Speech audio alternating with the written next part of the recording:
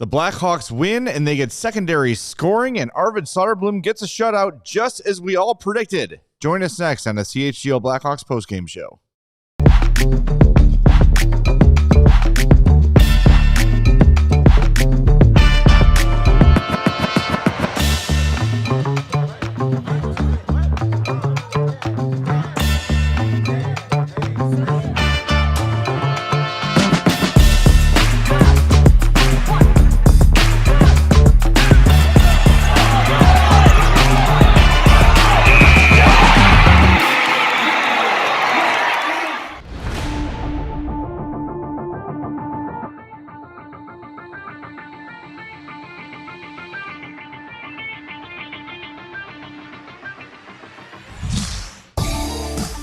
Welcome into the CHGO Blackhawks postgame podcast presented by Bet365. Download the app, use our code CHGO365 when you sign up.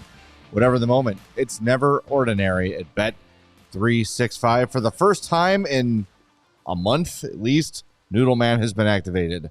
It's been a while. Almost forgot to do it. It's been a while.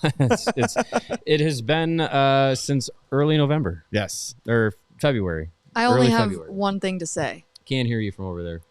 Because the Noodle Man, you have to thank all women for this. We have to thank all women for Right? Noodle Man because it's Women's History Month? Yes. Okay. For done. the win in general is what I was saying. All right. Thank you to all the women of the world for the Blackhawks winning today. Yep. Good job. Good job, ladies. Appreciate it. Do us a favor, hit that like button every time we hit a 100, 100, 200, 300. Noodle Man goes back on. He is very noisy, so we can't keep him on the whole show. And we use it to fish likes out of you. So there you go. Make sure while you're hitting that like button, you are subscribing to our YouTube page as well. If you're catching up on the podcast, we love you. We thank you. Make sure you're following or subscribed on your favorite podcast app. We're hoping to hear from Jeff Blashill and some Blackhawks by the end of the show today. But boy, what a difference 22 hours makes. Really impressive game for the Hawks from start to finish. Really in control of this one. Only gave up 22 shots on goal, all 22 of which were stopped by Arvid Soderblom in his first career shutout. Lots of good, but let's start with Soderblom because, I think every time he gets a start, all of us feel a little bit itchy because you feel like one or two are going to go in that maybe shouldn't have. He was dynamite tonight, well-positioned. Glove hand looked good. He showed a little bit of swag and a flare in the glove saves here and there. And there was a late push in the third, one shift in particular, where Utah was really just throwing everything they had at the net. And he stood tall and stopped everything. And shout out to the Hawks D, too, who had really great sticks today. Sticks were in the way all the time. Utah did not have a lot of really great scoring chances in this game. Really impressive top to bottom. In this game, let me see. I'm going to refresh my natural stat trick so I make sure the stats are accurate. 7 high danger chances. 10 for the Mammoth. That seems high. I don't think that's right. 11-10 for the Hawks in this one. Yeah. I think we said it on the pregame show. This team needed more depth scoring. They needed goal support because usually Soderblom's going to let in a couple that Spencer Knight, you get used to the goaltending that he usually provides you where he can kind of save you some goals. But Soderblom tonight had a really solid effort, expected goals against 2.25. He had a great night. And when you have a goalie that is stopping anything that's coming on net, that gives you a bit more confidence. This team needed to find their legs in night 2 of a back-to-back, and they did. They came out to a great effort in the first period. And what they did tonight that they haven't done the last 2 games was keep their foot on the gas. Mm-hmm. They got out to the lead in the first period, late in the first period, but you get some momentum going into the intermission. That's got to feel good. 12 shots on goal in that first period compared to 15. 15 last all night. Of last total. night. Yeah. That felt good. And then they kept up with it. They didn't let off. And even when Utah started to push, they were able to push back. They were able to stop plays before they were developing. It was a good all-around effort. You got the depth scoring. Teuvo, it feels weird to call him a depth scorer, but a guy that hasn't had too many goals, Right. And has kind of been down in production this year. To get 2 goals from him was big. You get the goal also from Foligno, his 250th of the season, and Landon Slaggert his career of the career, yeah, of the season. It'd be that'd be a story. 250th of his career, and then Landon Slaggert with a goal too. That was very throw it at the net and see what happens. And it was partially screened. I think Vejmelka wasn't entirely prepared for a shot on net, and then the shot was placed wonderfully right past the ear hole on the goalie mask there. That's a tough shot, even if you are prepared for it to stop. So this was an effort that I felt a bit unexpected. And pleasantly surprised that the Hawks were able to put this kind of game together, given the circumstances and given the efforts that we had seen recently. Well, look, you start against Nashville. It's your first game back. You try to implement a few new things. And, you know, it was a loss, but they didn't get their asses kicked by any means. You basically had a 1-goal loss to the Avalanche yesterday. They added an empty netter late. Yes, you were under assault, as every team is against the Avalanche. But I think what you saw today was this team is starting to figure out the tweaks they made over the break. You saw a lot of defensemen activating. Alex Vlasic had 3 or 4 moments where he took the puck end to end, including setting up Teuvo's shorthanded goal, going from defensive zone to offensive zone behind the net, feeding him in front. You saw Louis Crevier a couple times pinch in, join the rush, was part of an odd man rush and got a shot on goal. So I think we're seeing these little tweaks make their way out. And you know, Utah they're in the wild card spot right now. They're a solid team. They're probably a year or two ahead of the Hawks in terms of their rebuild. But this was one where you felt like it was a bit of a better measuring stick than Colorado. It's hard to glean too much when you're playing a team that good, right? I'm very pleased with what I saw tonight from the Hawks. They looked confident for the first time in a while. And as I said, they were well in control from start to finish. The only period in which they were outshot was the second, and it was 10-9, 13-8 in the first, 6-4 in the third. And there was, I think, over 10 minutes through the third period, the Hawks had only given up 1 shot. I think it was like 10:38 or something like that. So that's what you want to see, man. They had a lead. They played defensively, but they still were trying to put pressure on Vejmelka and Utah. If they can play this way, this is what Jeff Blashill's envisioning, right? Right. And this is the kind of hockey they were playing right before Bedard came back, where they had that nice stretch. I think it was 6 games or whatever, where they played really well. They all played really together. When they play this way, they can get results. They're not going to win every game. They're not going to win every game for nothing, but they're fully capable of putting together a performance like this. And I think that's what makes the games where they don't play this way so frustrating. Yeah, we've seen it at different points this season. The big thing will be getting efforts like this to be more of the norm, more of that consistency. When you have a game where Connor Bedard doesn't have to score, doesn't have to be the guy to do it all, like that can build some confidence for the rest of the group. Because and look, on the broadcast, they made note of the stat: 45.9% of all goals from the Blackhawks this year have come through Connor Bedard either assisting or scoring on it, which is top 5 in the league. But when you can get games where he doesn't have to be the guy doing everything, that boosts the confidence for the rest of the group, and then you can have more confident play across the board. You saw guys today that were buzzing. Alex Vlasic had a really good performance. I think Artyom Levshunov had a good game. Guys that you want to see have that confidence and put out performances like this.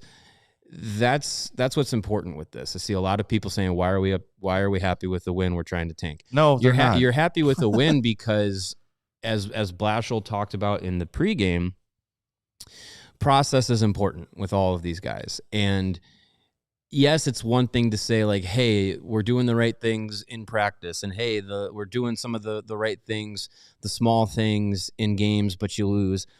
But doing things right and winning, that gives that checks all the boxes. That checks the boxes of what you want to happen, where you're building confidence, where you're building for this group moving forward, those habits that we've talked about ad nauseum with young players, like building those winning habits and building that confidence to go back and watch the tape and say, hey, like we played this way against Utah. We played this way against Colorado. We've beaten, Edmonton. We've beat like you go back and you look at the teams that they played well against, that they beat, that, you can go back and see in film sessions, like, hey, insert player here. Here's you against one of the top players, or against one of the top teams, or against a really good goalie, and making this play, making this play. You can do it.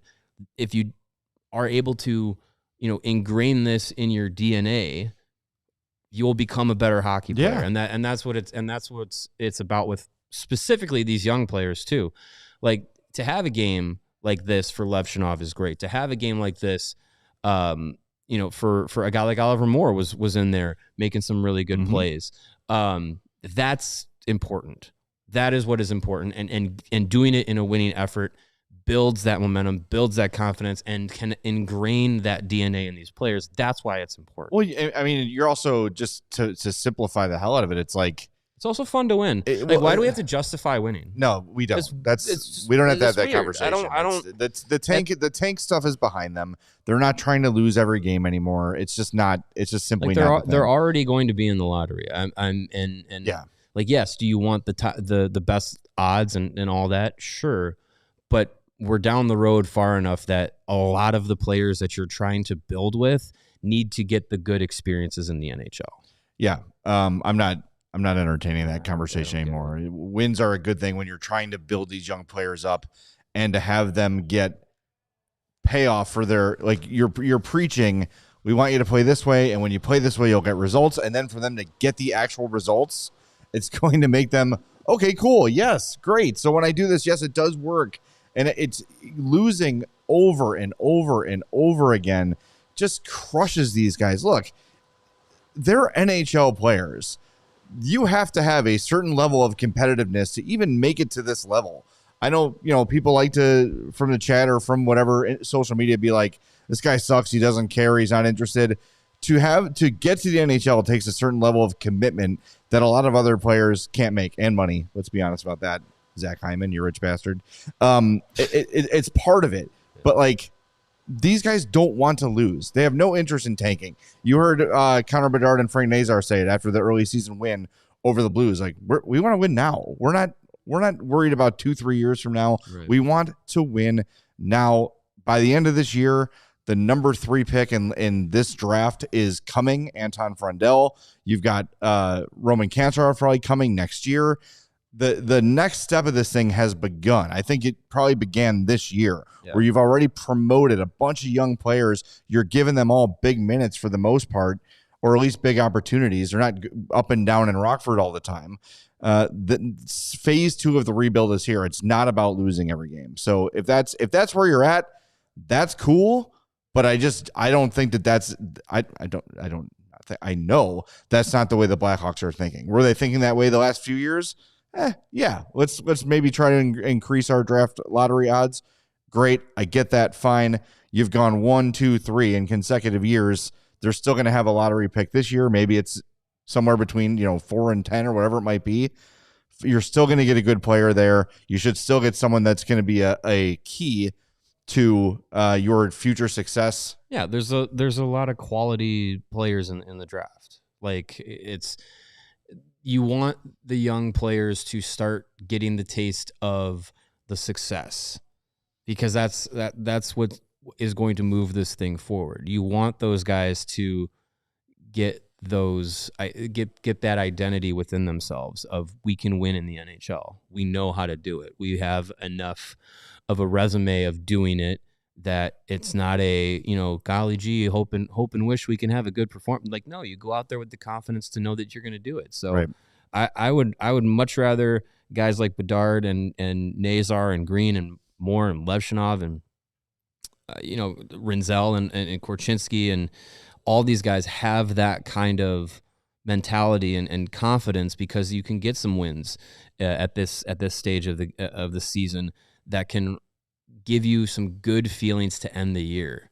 And that's going to be important for those guys to have that experience to roll in the next year, where you're going to lean on a lot more young guys to kind of carry more of the load, because that's what this changing over of the, chapters of the Blackhawks is about. And we're seeing the guys that are going to be those building blocks getting that experience. I want that for them, so that they're not trying to figure it out next season when they're going to be an even younger team. Yeah. Like you want them to be able to take these final 20 plus games and close the season strong with those habits and that mentality. Like that's the big thing you want. So a win like this, great. 4-0 Soderblom shutout. Like I am very happy with this win. This team needed it. Blackhawks fans needed it. Like this was a much needed win. If you're not, I'm wondering what your true interests are in this team.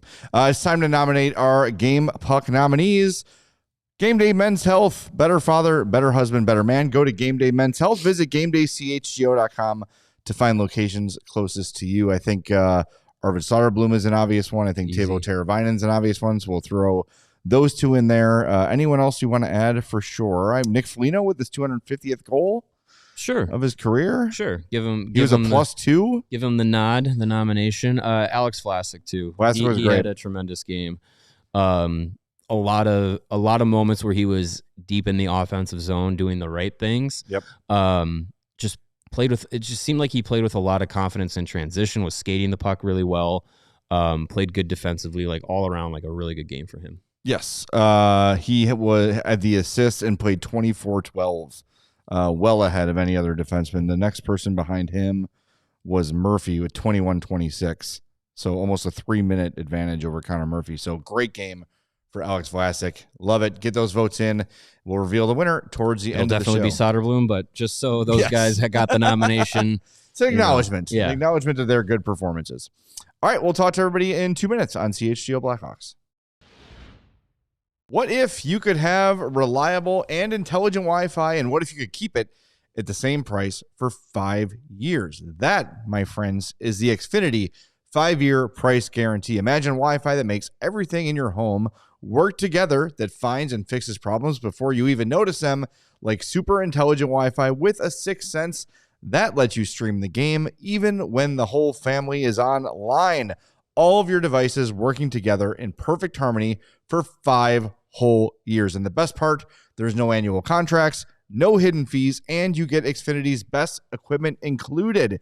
Take it from us, a lot can change in 5 years. Championships are won, records are broken, dreams grow bigger, but your Wi-Fi, it should stay reliable, and the price should stay put. Lock in your price and unlock the possibilities with Xfinity. Learn more at Xfinity.com. Xfinity, imagine that. This is available on select plans only, and, of course, restrictions do apply.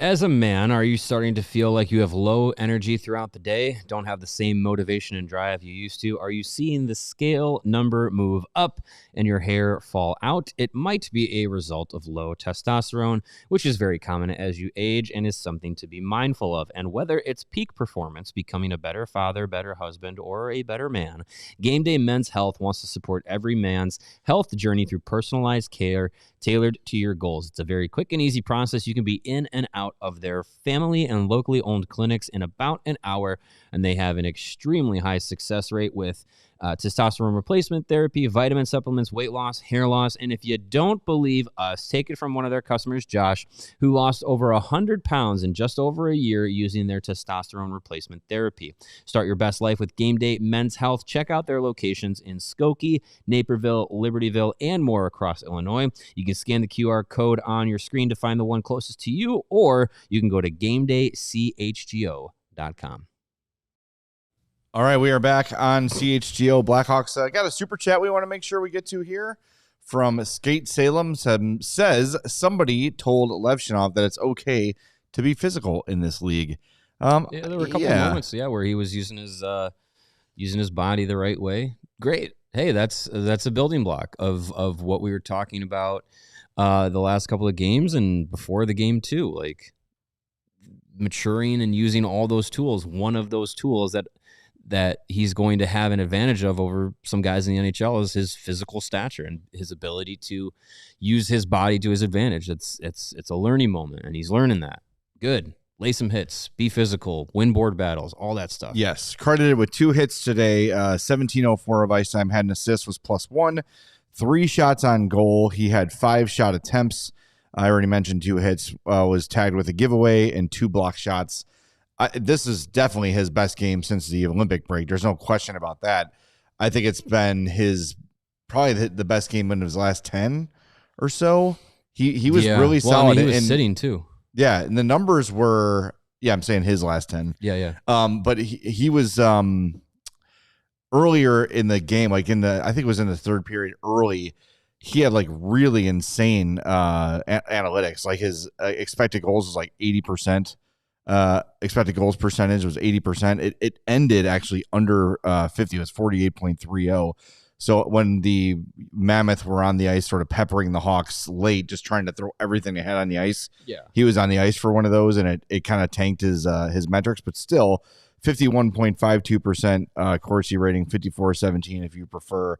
Fenwick, shots 4-9, 4-5 against with him on the ice. Scoring chances were 8-4-9 against with him on the ice. High danger chances 5-4 in favor of the Hawks. So just a solid game from him.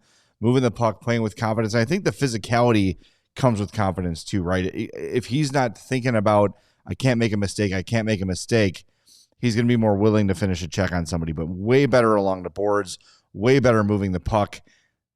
Again, with any sort of young defenseman, there's going to be ups and downs. Today was definitely an up for Artyom Levshunov, I thought. Yeah, it was a really good game. And, he needed it. Like, again, keep coming back to the confidence of this team, but like these guys need these kinds of performances, and I think when you can stack up those plays where you're executing the right way, it just builds. So I'm happy for Levshunov to have the game that he did. You want to see him doing those things that made him stand out as one of the top defensemen in his draft class, that show you like what he can be. And he's not, I don't think overnight he's going to snap his fingers and show you all of those tools all in one game, but if you can stack up some performances where he's really good defensively, he's really good jumping in offensively, he's playing physical, he's playing smart, like you get those moments and then you build on that, and then you can feel like the rest of his game is coming along all at once. Like it starts with small steps, and I think there's been big moments for him, some stretches of games where it's been really good, and then when stretches of games become really bad, you got to start kind of getting back to those small things. And it's not necessarily like the development is like going up and then it goes down, but sometimes it just kind of goes up and then it flattens off a bit. And then you got to find out a way to avoid it going down and make sure that if it does flatten off, you find something that jumps it back up again. So, and you don't want the lows to be quite as low. Exactly. Right. Like every defenseman's going to have a game where they said, "Oh boy, I was definitely not at my best," but it just cannot be a comedy of errors of just mistake after mistake after mistake. You can't live with that. You can live with it a little bit now in the development phase and the fact that they're well out of a playoff spot here. You're willing to absorb that a little bit, but look, I think there's been, over his recent stretch of not great play, there's been a lot of kind of doom and gloom around Levshunov. But we have seen this season the flashes of what was there when they picked him second overall, right? Like, there have been a lot of those moments where you go, oh, the Leonardo DiCaprio meme of him pointing at the screen. And when we talk about Kevin Korchinski, who we're going to sort of transition to here now, you haven't seen those moments yet in his career, right? Like, there haven't been those flashes so far. I thought today he was better for sure. Played 10-27, was a +1, credit with a shot on goal. Again, 10 minutes isn't a ton. I did notice that Blashill was playing him more during the third period. He did actually end up with when you're up 4-0. You give those guys that you haven't given a lot of minutes to. Yeah, he was 10 shot attempts for, 5 against with him on the ice. He was on the ice for a goal, obviously. Scoring chances 4-1 for the Hawks, 1-0 high danger chances. So Nothing disastrous. There was one nice defensive play he made in the first period, but it was also because he had made a mistake right before that that he was able to kind of bail himself out and make the play. But you're not noticing him in a negative way. You want to notice him way more in the positive. I want to notice him way more because he's gaining the trust of the coaching staff that he can play more than 8 and 10 minutes. I mean, when you are getting sheltered minutes like that, coming out at a 0 or a net positive is the best thing that you can do. And, last game, 8.5 minutes, didn't have some great plays. This game, 10 and change, and had a few good plays. Like, that's, again, come back to it. It's baby steps for some of these guys, trying to make sure that their development is going in the right direction. And I still assume that a larger role is coming for Korchinski towards the end of this season because of towards the end of this week. Because of the the trade deadline and the likelihood that Murphy is moved. That's a defensive spot that you're going to likely give to Korchinski and allow him to play a bit more, get a little bit more of responsibility. There was a moment too, I think it was in the third period, where he made a really good play to stop the Mammoth in transition in the neutral zone, turn it back into the offensive zone, and it led to an extended offensive zone possession opportunity for the Hawks. Like that, those things that aren't going to show up on a stat sheet are big for a lot of young defensemen. So Korchinski getting moments like that is good. I imagine his minutes will go up eventually, and that's just what you want to see. Even if it's 10 minutes, make the most of your 10 minutes and make sure that your 10 minutes are useful and you're not hurting the team in a limited role. Because if he had gone out and played 10 minutes and looked like butt cheeks tonight, then you're sounding alarm bells that, like, this, are we getting to a point where he has no faith to be played? Right. Like, because then that's a big problem. I think part of the reason for this was the 4-0 lead. But as I said earlier, you saw him get more and more shifts in the third period. And I don't know, maybe we'll hear this from Jeff Blashill. Not sure if he mentioned it at all yet, but maybe that was a sign of, all right, I saw some things I liked. Let's throw him back out there and give him an opportunity and see what he can do, and give him a few more shifts than we had been giving him the last game and the first 2 periods here. And I think he responded fine. I want to see more, of course. We all want to see more, of course. But those little gradual steps where he can earn the trust of Jeff Blashill are going to earn him those opportunities. I think right now, Jeff Blashill is probably a little bit dubious about Kevin Korchinski based on probably what he has seen in short glimpses and what he's heard coming from Rockford about him. It's he does not play the kind of game that Jeff Blashill loves, and it's going to be up to him to coach that into him. Now, I never think Kevin Korchinski will never be a shutdown defenseman. That's not what he was drafted to be. No. But the defensive play has to take a step up if he's going to get those opportunities defensive or offensively. Yeah, and I think probably too with Blashill, his mindset is probably, again, preaching some patience to Korchinski of, like, we know that you're here, we know that you're going to play, so like for him, I think he's not living in a moment-to-moment reactionary kind of timeline like we operate in, where every moment, every game is, the highest of highs, the lowest of lows. So I think for Blashill, he's probably thinking Korchinski's here. He's getting his feet wet because we're going to eventually get to a spot soon where he's going to need to swim in deeper waters. Yeah, definitely. So he's probably not thinking, like, especially last game where it was like Rinzel's sick, Korchinski's going to be in. Okay, well, let's play him 20 minutes. Like, I would imagine that he's not thinking like that specifically with regards to Korchinski. And I think too, like, with what they've done in this mini training camp where they've tried to kind of implement different ways that they want to, like, work out of their own defensive zone, he's probably not throwing that at Korchinski, who hasn't been around the NHL all season, to where, like, hey, you're going to be here for a week, learn this new thing and be trusted with it for 20 minutes a night. again, it's a bit of an easing in thing, and it's one of those things that they tried to implement that, as we mentioned at the beginning, like we're kind of seeing some of those things now in Game 3 since the break starting to kind of come together. Yeah. All right, we're going to hit the break zone one more time. You hit the like button while we're in the break zone. We've got a Blackhawks legend was just traded. We'll tell you about it next on CHGO Blackhawks. Winter is still here for a little while. How is your home's heating holding up? Is your upstairs cold? Well, now is the time to schedule your Four Seasons furnace tune-up. If you're thinking about a whole home generator, they've got you covered at Four Seasons. They guarantee same-day installation for all your heating, cooling, plumbing, electrical, and generator needs with no extra charge for nights, weekends, or holidays, aka when things go wrong. Save up to $4,000 on furnaces and comfort systems with Four Seasons heating, air conditioning, plumbing, sewer, and electric. Furnaces start at $39 a month. Furnace AC combos from $57 a month. Call today and save $50 from your trusted local experts. They've been serving Chicagoland for over 50 years. So visit fourseasonsheatingcooling.com for all their special offers and their money-saving coupons. Get that furnace squared away. Get the AC ready for the summer. That's fourseasonsheatingcooling.com.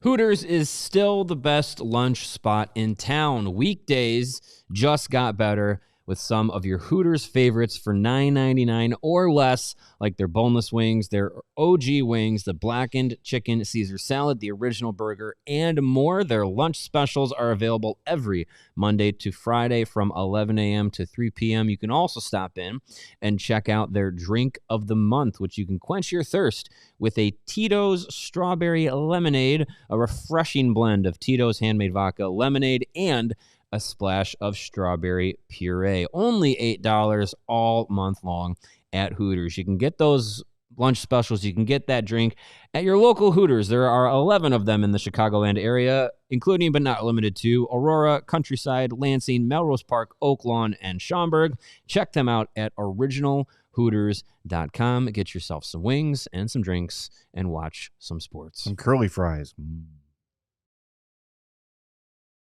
Back on CHGO Blackhawks, and we teased a Blackhawks legend getting traded. Ladies and gentlemen, Boris Katchouk is a Philadelphia Flyer acquired from the Wild for Roman Schmidt. Yes. So there you go. Order your Boris Katchouk Flyers jerseys today. Let's call up the folks over at PHLY and give them all they need to know about Boris Katchouk. Yes, he's certainly a guy, and he's got skates and everything. He sure does. I think he has his own skates. I believe so. All right, now it is time for the original take, brought to you by Hooters. Cheer on your favorite teams from any of their 11 Chicagoland Hooters locations, or check them out at originalhooters.com. We were blessed by the Utah media with some post-game quotes from the Mammoth, and Mario found some interesting ones over the break. Yeah, Utah head coach Andre Tourny is giving it to his team in the post-game. Question about the overall game. Quote, I am obviously extremely disappointed about all of us, coaches and players. I think we have to be much better. There is no reason that game should ever happen. That kind of effort in front of our fans, I am really disappointed in us. That cannot happen again. On team connection, that's a good question. I don't know how you play like that. I do not have much explanation for why our head was in that space. I don't know. On changing any elements of the game, no, I don't know. Other than Peterka's line, I don't think we did one good thing tonight. Wow. And then this one was this one I found a bit interesting. On being overconfident or underprepared. Quote, that is a good question in the sense that's what we need to beat up and figure it out. At the end of the day, we are serious about our business and who is on the other side. We need 2 points every night, and we are in a hell of a race. We need to take that game and learn from it, and that has to hurt big time. We need to make sure that doesn't happen again. If that's the purpose of that game, it is what it is. But there is no reason for us to play like that. So, I mean, he's not wrong. Some pointed words. He's not wrong. To the Utah Mammoth. Well, that was the original take brought to you by Hooters. Bring the team to Hooters for some bonding. Check them out at originalhooters.com. Yeah, that's something. We just got a $50 super chat, by the way. Oof. This from Stefan Yurkovich. I'm sorry if I said that wrong. Yeah, we've or they've Steph and Yurka. they've chimed in before, and we've Yurkovich. had this same conversation about their name. I believe it is Stefan. Yeah, over from Sweden. Yes, says big congrats, Arvid Soderblom, on your first NHL shutout from my hometown of Gothenburg, Sweden. I just served his grandma at a grocery store. Oh yeah, there we go. Sad news is served her with the divorce papers. No, I'm just kidding. It was he checked her out, I'm sure, like cashier, you know. I don't know, they served her. That's what I hear. That's Served at a grocery store. Yeah, Sorry. yeah. There you go. All right. Yeah, that's cool. Shout out Thank Grandma you for the super chat, by the Soderblom. way. Yeah, that's awesome. We appreciate that very much. Thank you for that, Stefan. And now we have a that's shutout this year from Knight, Camesso, and Soderblom. Yeah, 3 for 3. All 3 goalies that have played have gotten a shutout, just as we expected. Our over of 0.5 has come in on the year. Handled. Hammered that over. Hammered that over. Yeah, Absolutely. You mentioned it earlier. You had a game where Connor Bedard didn't score, and you still won. Yeah. But seems Bedard rare still this looked season. really, really good today. Yeah. 4 shots on goal, 5 shot attempts. Every time he was on the ice, he was dangerous. Played 18:57 in this one. So not as usual. He's usually in the 20s. I think yesterday he played 23 or something yesterday, somewhere in the low 20s. But man, he was. I think you're up 4-0. Maybe you dial him back a little bit in the third just to protect him. But man, I've just loved what he has had since coming back from the Olympic break. He has been awesome. And the thing you want to see from him is, as you see from McDavid and McKinnon and these guys, when you start to talk about that echelon of player, where when they're on the ice, you're scared as an opponent. Bedard has kind of been that guy since the breaks ended, where every time he's on the ice, something bad is happening for the opponent. Yeah, he's come back very motivated, which is great. I mean, I think he already has that motivation. He has that internal drive. But I think having the rest period during the break just gives him a little bit more of that self-confidence that he's not really nursing anything. He's not, he's able to kind of feel like he can do what he's supposed to out there. So yeah, it feels like he's come back, and I don't know if he's got a personal vendetta to go out and prove something, but far be it from me to think that he's not got a little bit of extra juice coming back and wanting to push himself and push the team. Well, we have an update from Stefan, and we don't have the juice we thought either. 50 kroner is $5 US. You know what? I mean, we still appreciate it. It's really great, but the 50 looks really good on the super chat. It sure does. And he does clarify it was not divorce papers. He did serve his Arvid's grandmother as the cashier. So yes. And he says Ivar Stenberg plays for his hometown team for Lunda. Would love to see him in Chicago. Yes, please. Yes. That would be great. I agree. I would love that. Hey man, we're happy to see you gave us $50 super chat. We appreciate your honesty. But we were happy to run with it because it looked great on the screen. Currency exchange is not my number one subject back in school. And Penn Effridge says, I love IKEA lingonberry soda. Well, who doesn't? Wait, lingonberry soda? Yeah. Really? Oh, yeah. I love lingonberries. They're delightful. I do really like lingonberry jam. I really only have it once a year when we do friends group and I do Yule board, which is around Christmas time. Makes sense. But it's very good. Yeah. So, man, that as a soda would be pretty sweet. Yeah. I'm sure it's dialed down a little bit. Yeah, like a cherry Coke kind of a thing, or like a cherry Sprite. I would try it. From the freestyle machine. I would try it. Delightful. So good. So good. Those freestyle machines, man, when those debuted back in like the late 2000s, if your restaurant had one of those, you were a 5-star restaurant. I just think it just doesn't. It's just not as good. It's got a different taste to it than, to me. I mean, you don't go to one of those machines and get a normal soda. Well, you get something weird. Yeah, that's true. I like to get the Diet Barks with vanilla. That's pretty good. It's one of the rare places I can get a Sprite Zero with whatever flavor mixed into it I want. No, I want like a cherry banana, wild cherry Pepsi or something like that. Oof, that's a lot of. I want a weird flavor. I want Fanta with like pineapple and tahini seasoning or something. Like I want something weird from those. They have the Wendy's has the cream soda that's really good. But to me, I mean, obviously the best soda's at Hooters. We all know that. But if you can't drive through a Hooters, as far as I know, what a feature that would be. What? Drive through Hooters? A drive through Hooters? Sign me up for that. But the crispy boy from McDonald's, the Diet Coke, is unmatched, and it's true. These machines can't match it. They can't. You want to know what the best soda is? Yes. Einstein's. Einstein bagels? Yes. Really? Yes. What do they do differently? Put gluten Nothing. in it? Probably. Yeah. I think that one specific. I mean, they still have like the really, really old machines, so I think there's just a lot more syrup in it. But that is by far the best soda I've ever had. Einstein's. It's the original, original recipe for Coca-Cola, which had cocaine in it. That's probably what it is. I just sprinkle some into mine just for old time's sake. Just pull it out of your pocket. Yeah, a little bag in my a little bag in my my backpack. Who doesn't? No big deal. Who doesn't? Hey, we've made it 40 minutes. Hold on, almost 41 minutes, and have not said Andre Burakovsky yet. You know why? At this point, go back and listen. It was better. Go back and listen to yesterday's show or the game before. Did he kill the team tonight? No. Was he much better? Barely. I don't expect there to be changes because I'm sure. Based off of the Hawks' internal numbers or whatever, I'm sure he had a great game, and he'll stay right there at the top of the lineup, and we'll garble about it and move on.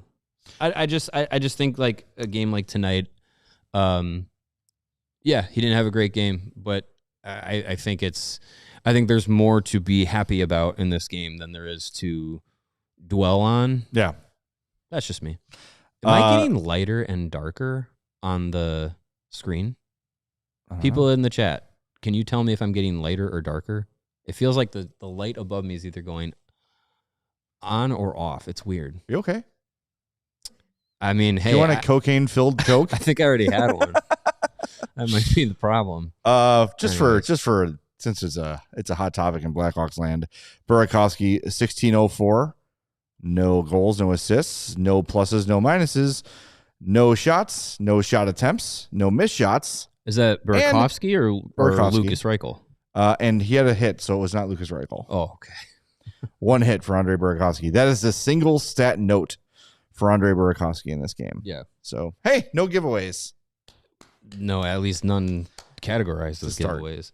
Yeah, I mean, again, I don't think he had a great game, but he didn't kill the team and they won 4-0. So it becomes an afterthought in this vacuum of this game. Yes. A lot of people, by the way, talking about your guy, Frank Saravalli's list about next year's roster. Not my guy. What? Far from my guy. He presented the Blackhawks forward lines today, and he had Bedard, Green, Burakovsky, Nazar, Frondell, Kanserov, Moore, Bertuzzi, Lardis, Donato, Mystery Center, and Teuvo. What? That's his projected lineup for next year. So it's every player that's in house except Mystery Center. We don't know who that is. Scroll ahead. Does it reveal somebody? No, I don't think it reveals anything. I think it just goes to the D pairs. Oh, he says the challengers. I didn't see this. I didn't see this segment. This was from the CHSM pregame. I was too focused on doing the CHGO pregame. So he says other roster challengers are Doc, Slaggert, and Savoie. Yep. And then has the D pairs as Vlasic, Levshunov, Kaiser, Crevier, Del Mastro, and Renzel. Okay. It's a lottery team. So they're adding nobody.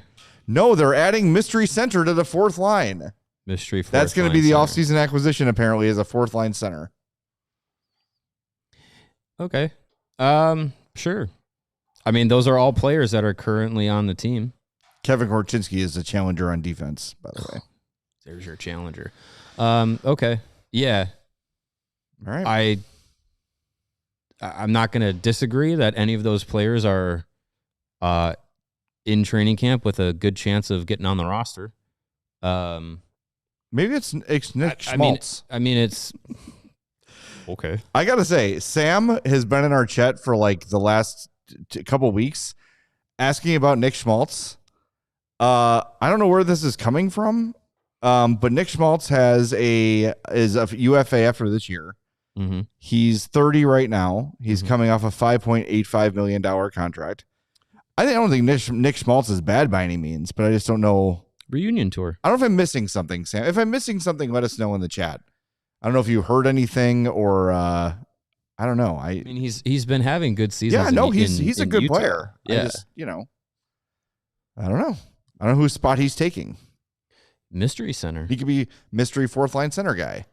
If you're getting Nick Schmaltz, he's not on the fourth line. I would imagine not. No, I would imagine. Yeah, I mean, sure.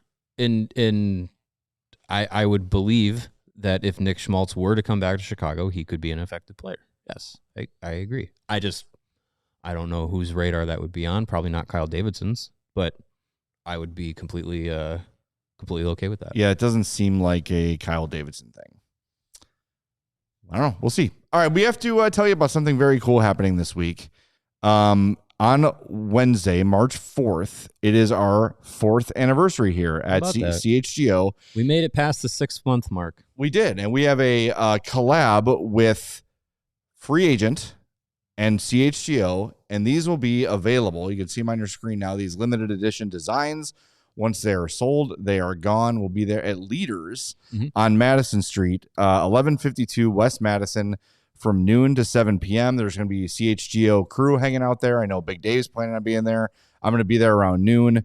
So come on out, buy some of this limited edition merch. You can only get it at this event, and once everything is sold, it is sold, and there is no more. I love the designs. They're very cool. Can you throw them up again? Together. You got the CHGO multi-script T-shirt, and then the CHGO, the long sleeve crew neck with the children of Chicago, the depictions of Chicago greats like baby baseball player for the Cubs that wore 21, and baby baseball player for the White Sox that wore 35, and baby Blackhawk who wore 88, and baby Bull who wore 23, and baby Bear who wore 34. Yes.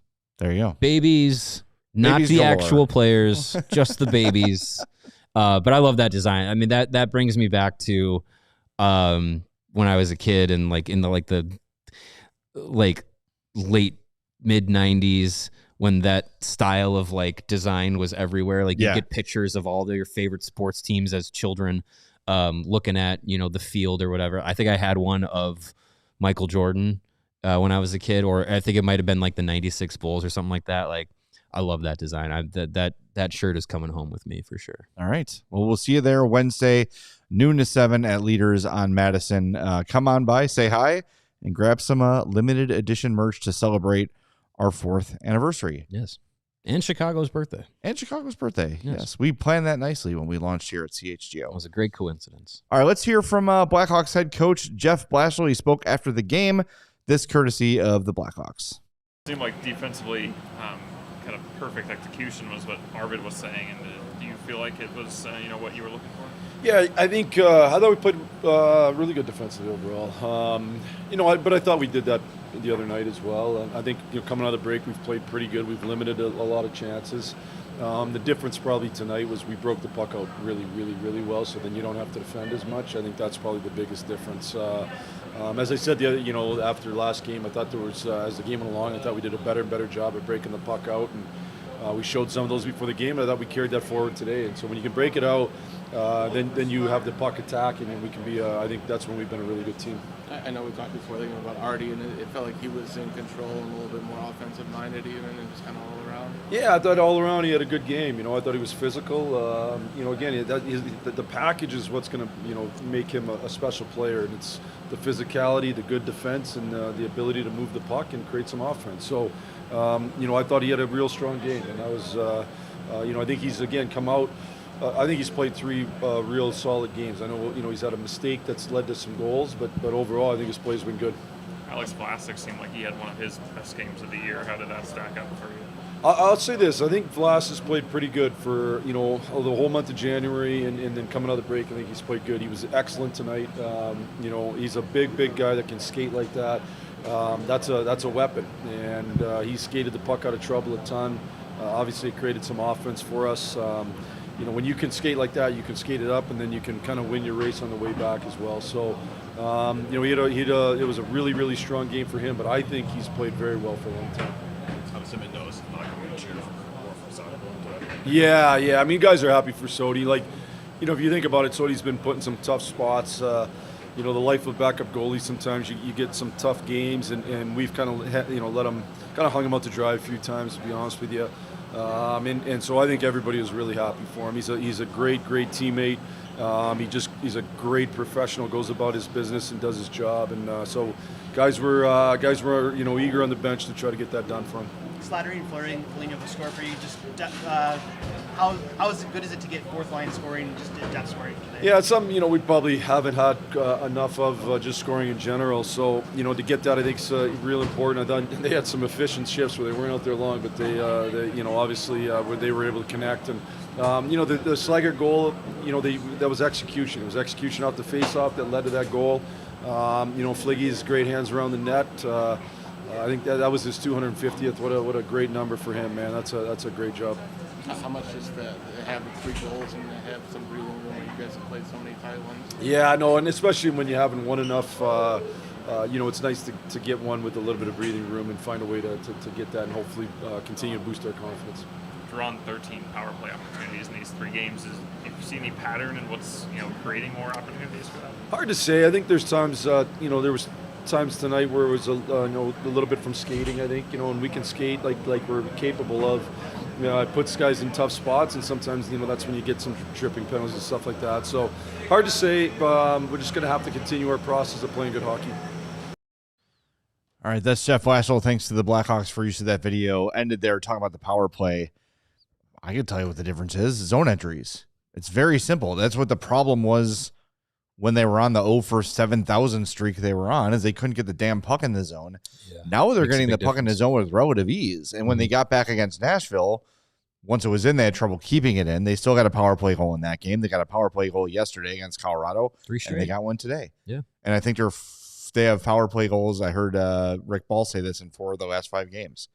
So before the break, yeah. It makes a big difference when your power play is effective. Penalty kill has been outstanding. Now, that's something that we're going to have to keep an eye on if and when Dickinson and Murphy and potentially Ilya Mikheyev are all traded. Those are 3 huge parts of why your penalty kill is great. But you know, the power play looks a lot better, and I think the tweaks they made over the break, they worked on that every practice. They're getting results. And the other thing too is you talked about, you know, wanting this team to experience wins in the win column and pick up points. It's the same thing with the power play. Is if they start scoring consistently on the power play, they're going to be more confident. And those zone entries aren't going to be guys thinking and worrying about doing the wrong thing and not wanting to just go. I mean, that's what we've been saying all along. It's just have the confidence to carry the puck in with speed. And when they do that, they're hard to stop. It's a fast team. It's a fast roster. So use it, and they have been, and it's been working. Yeah, you don't want guys out there over processing too many things. Right. Like you want it to feel like I'm making this decision. I'm confident in it. It's going to work. Like you want them to have that mentality. You don't want them out there. I'm going to say something that I don't think many people have heard before when it comes to hockey. You don't want them out there gripping their sticks too hard. No. Turning them to sawdust. That's right. I've heard that once or twice. Yeah. In all my years, yes. All right, it's time to award our Game Day Men's Health Game Puck winner. It is Arvid Soderblom, his first career shutout, 22 saves. No surprise. Great game for him. Well done, Arvid. Better father, better husband, better man. Go to Game Day Men's Health. Visit GameDayCHGO.com to find locations closest to you. When we heard from Jeff Blashill, he also had a lot of praise for Alex Vlasic and Artyom Levshunov. But why don't we hear from Alex Vlasic, who spoke after the win? Was it kind of a sigh of relief to get a win like this today? Yeah, I mean, I think more importantly, it was just a really good win all around. You know, it didn't feel like we gave them many chances. It felt like we played a really solid team game and everybody contributed. So I think that was the biggest takeaway for us tonight. The defense was lights out. What'd you see? Yeah, I think, like I said, I think we all kind of just bought in. We knew that, you know, they're obviously a really high-skilled offensive team, and if we just kind of played some solid defensive hockey, that we were going to get our chances. for you, it seemed like you were activating offensively and made some things happen. Did you just kind of feel like you had it going today? Yeah, I mean, I think sometimes the legs are going, sometimes they're not. I think the high altitude in Colorado kind of got me last night. But yeah, I felt like, I was skating the puck well and taking the chances when they were given to me. And yeah, I felt like my legs were kind of chugging along tonight. How did you feel in the first 2 games coming out of the break? Like, do you feel like this is a continuation of progress for you? Or? Yeah, definitely. I mean, I think it was a little weird taking 3 weeks off and coming in and playing some hockey. I think the hardest thing was kind of mentally just getting yourself back into the rhythm of playing a hockey game and the systems and, your responsibilities in the D zone and whatnot. But, yeah, I think we're all kind of, getting back to mid-season form here, and tonight was a good showing from everybody. You play them 2 more times, and I think the next 10 days, do you kind of see today as like a tone setter for those 2 other games against you? Definitely, yeah. I mean, it's a division rival, so, we're excited to keep playing them. I think we come back here, pretty soon. So, yeah, it's nice to kind of get some games against a similar team, a familiar team, and you're able to kind of get some pre-scouts and things like that. But, yeah, it'll be a good competitive game the next 2 games. What have you seen from Artie since he came back in the lineup? Like, it seemed like he was, defensively the best he's been in a while tonight. Yeah, tonight was excellent. I think he was using his body, using his frame. He's one of the stronger guys out there, I think.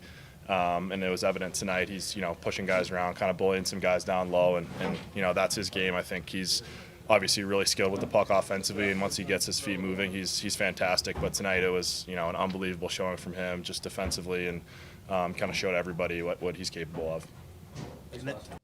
All right, that's Alex Vlasic, courtesy of the Blackhawks. Got a few minutes to go. We are 9 likes away from 200. Let's get Noodle Man turned on one more time. And you've, on the heels of Utah coach Andre Tourigny going off on his team, he's going to have several chances for revenge here soon. Yeah, we're going to get familiar with the Utah team over the next couple of days. Played them today, and then they play them twice more in the next about 10 days.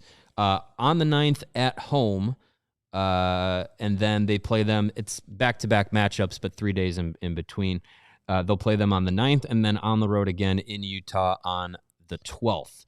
So it's very rare, I feel like, that you see a team 3 times over a 6-game period in the regular season. Yeah, that's pretty wild. Really weird. And I noticed too, as we were looking ahead to the schedule here, like, boy, have they only played them once this year before this one? Just once. Yeah. Just once this year. It was what was it, like the 4th game of the year? Yeah, really early. Yeah, 4th game of the year. It was the first win of the season.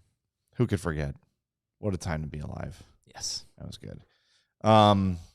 Also want to mention, facing the Mammoth, you're kind of talking about how the PK has been really good, best in the league this season. Teuvo scoring shorthanded. First shorthanded goal given up by the Mammoth this season. So good job by Rick Ball and friend of the program, Tony Granato, for mentioning that on the broadcast, because it eventually... A jinx is real. As I always say, jinxes are real. Yes, you do. It's your catchphrase. It worked. It worked, and they gave up the shorty. So good for Teuvo to have a game like that. Hopefully that sparks a little bit more production from him, because I feel like with his production not being what it has been in previous years, and especially last season, to get him back to that point would be good. I think Is he stuck? I think he's like hiding against the wall.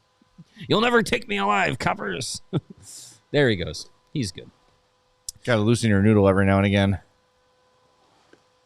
All right. You sure do. There he is. You sure do. He's back. Thank you for the likes, everybody. We appreciate that very, very much. It's a good way to close the show with Noodle Man. Absolutely. And now he won't turn off. Well, once you get Noodle Man going, it's hard to get him away. If he's going, put him if away. He's going for 4 hours, call a doctor. All right. We're going to wrap things up. We are off tomorrow. We are back Tuesday for a post-game and pre-game. What time is the old puck dropperoo on Tuesday? They play at 7 p.m. Beautiful. That's a 6:30 pre-game. No, sorry. 9 p.m.? That can't be right. No, 7 p.m. Hawks at Jets, so 6:30 pre-game. 7 p.m. What? Yes, you said 7 p.m. Why did you say 10 p.m.? I said 7 p.m. Oh, okay. It's only 10 p.m. 7 p.m. Either way, we'll have a 6:30 pregame good, show. Reasonable time to have a Central Time Zone game. Yes, I agree with that. Jonathan Taves versus the Blackhawks again. All right. Hellebuck, hell of a Buick. He might be in net. That'd be fun. Looking at the goal he gave up tonight to Michael Misa, yeah. you might be catching him at the right time. Bench his ass. Still hungover from the gold medal game. All right, we'll talk to everybody Tuesday at 6:30 for the pregame show. We have a mini pod dropping tomorrow at 3 p.m. We do have a mini pod dropping tomorrow. What time? 3 p.m. 3 p.m. Mini pod. If you like trade talk, we talk trades. Whoa. We sure do. All right.